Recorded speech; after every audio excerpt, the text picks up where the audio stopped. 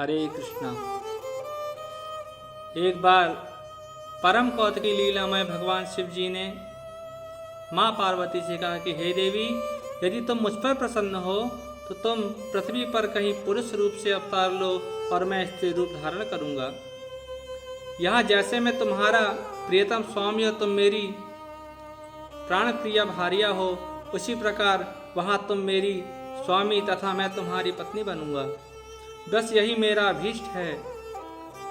तुम मेरी सभी इच्छाओं को पूर्ण करती हो, इसे भी पूर्ण करो।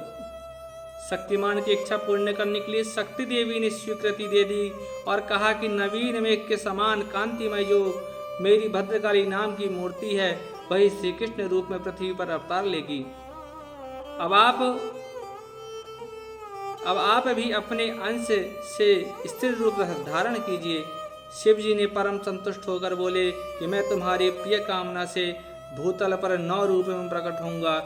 शिवे, मैं स्वयं परम प्रेममयी वृषभानुनंदिनी श्री राधा के रूप में अवतीर्ण होऊंगा और तुम्हारी प्राण प्रिया होकर तुम्हारे ही साथ विहार करूंगा। इसके अतिरिक्त मेरी 8 रमणियों के रूप में प्रकट होंगी।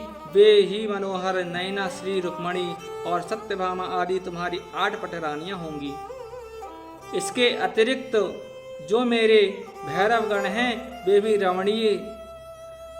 भी रमणीय रूप धारण कर भूमि पर अवतीर्ण होंगे। देवी ने कहा कि आपकी इच्छा सफल हो, मैं आपकी इन मूर्तियों के समान यथोचित विहार करूंगा। प्रभु, मेरी जया तथा विजया नाम की 2 सखियां हैं। वे पुरुष रूप में श्रीदामा और सुदामा होंगी।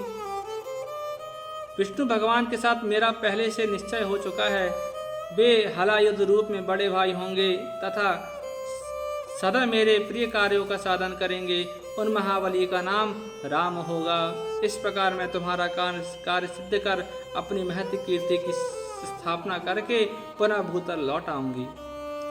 इसी निश्चय के अनुसार पृथ्वी और ब्रह्मा जी की प्रार्थना पर माता पार्वती श्री कृष्ण रूप में तथा जगत पिता श्री शिव जी श्री राधा रूप में प्रकट हुए। यह एक कल्प में श्री राधा के अवतार का बाहरी रहस्य है।